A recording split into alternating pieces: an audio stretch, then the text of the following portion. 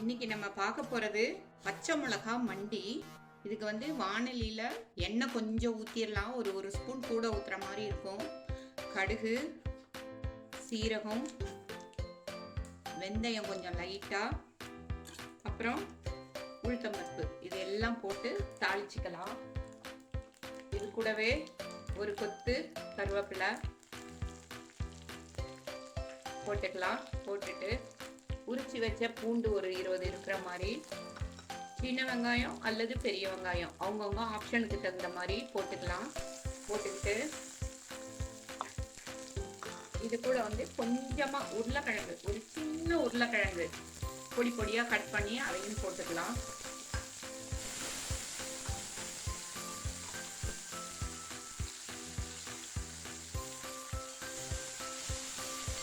இதையெல்லாம் கொஞ்சம் 2 ஃப்ரை பண்ண அப்புறம் பச்சை மிளகா மண்டி இல்லைங்களா, பச்சை மிளகாவை இப்படி ஸ்ப்ளிட் பண்ணி போட்டுடலாம். நல்லா பச்சை மிளகா இந்த எண்ணெயிலேயே பொரிஞ்சு வந்துருச்சுன்னா அதுக்கு காரம் இருக்காது. இப்போ இது எல்லாம் நல்லா வேகிற வரைக்கும் மீடியம் ஃப்ளேமில் வச்சு நல்லா ஃப்ரை பண்ணலாம். ஒரு 5 மினிட்ஸ் ஆகும் ஃப்ரை பண்ணுறதுக்கு. ஒரு 5 நிமிஷம் மூடி வச்சோம்னா கலந்து அப்படியே விட்டு மூடி வச்சோம்னா சூப்பராக ஃப்ரை ஆயிரும். இப்போ வந்து மண்டினாவே அதுக்கு வந்து மகுடம் சுட்டுறது மாங்காய். இந்த மாங்காயை போட்டுடுறோம். மாங்காய் போட்டு ஒரு 4 ஃப்ரை பண்ணிடலாம். இப்போ இதுக்கு மஞ்சத்தூள், பெருங்காயத்தூள் கொஞ்சம் போட்டுடலாம்.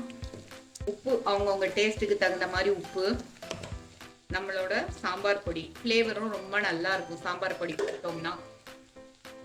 இது எல்லாம் போட்டு கொஞ்சம் நல்லா பச்சை வாசனை போகிற அளவு கலந்து விட்டுறலாம். 1 நிமிஷம் கலந்த அப்புறம் இந்த அரிசி கழுவுன தண்ணி இருக்கு இல்லைங்களா, முதல் தண்ணியை கீழே ஊற்றிட்டு 2வது தண்ணியை நான் எடுத்து வச்சிருக்கேன்.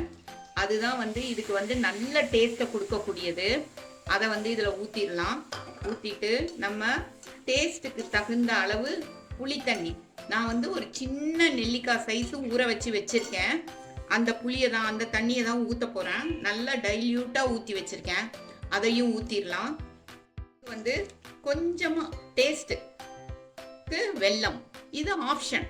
உங்களுக்கு வேணும்னா போட்டுக்கலாம், இல்லைன்னா விட்டுறலாம். பச்சை மிளகா மண்டி சூப்பராக ரெடி ஆயிடுச்சு. இப்போ பாருங்கள், இந்த மேலே கொத்தமல்லி போட்டு லைட்டாக அப்படி சூடு பண்ணி இறக்கிடலாம்.